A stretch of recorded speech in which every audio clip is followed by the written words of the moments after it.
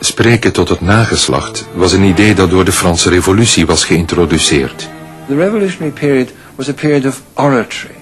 In the convention in Paris, when people like Robespierre, Danton, Saint-Just, these people stood up, they felt that they were speaking not just to the assembled audience there, they were speaking to the world at large, and indeed not only the world of the present, but they were speaking to posterity.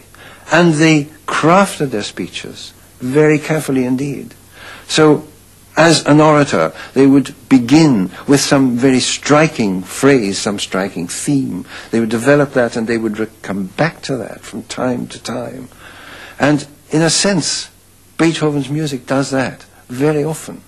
He begins with something which is really striking, gripping, a statement, so to speak, then develops it, and then comes back to it, almost obsessively.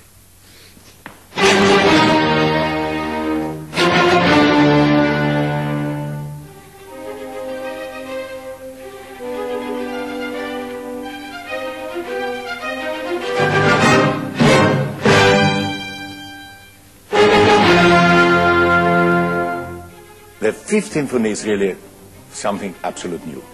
The symphony starts with ta-ta-ta-ta, ta-ta-ta-ta. That's no music.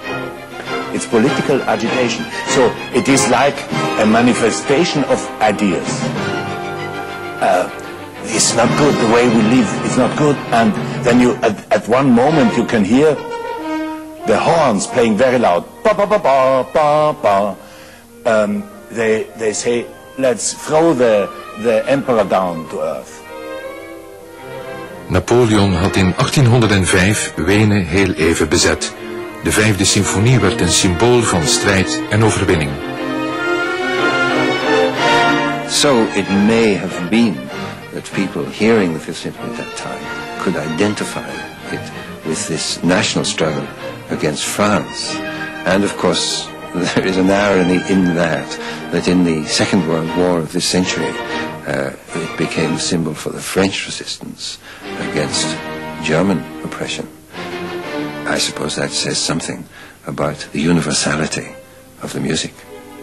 It's very fitting that the Voyager satellite should be carrying Beethoven's Fifth Symphony as part of its message to aliens out there, because it's a great portrait of human beings. We work hard, we try and build things, we get very angry and depressed, we try and find our way toward happiness, and in spite of our best efforts, we very often fail, and we kind of come to an impasse, just as in the symphony, it kind of comes to this.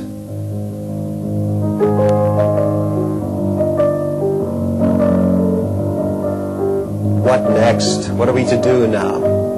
And then suddenly a little glimpse of hope.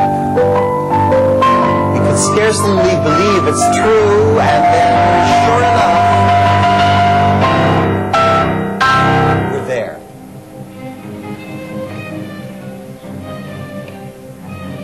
Many pieces had begun in minor and ended in major, but this piece was the first one to systematically trace the journey. It was a model which was picked up by practically every other Romantic symphonist who followed Beethoven.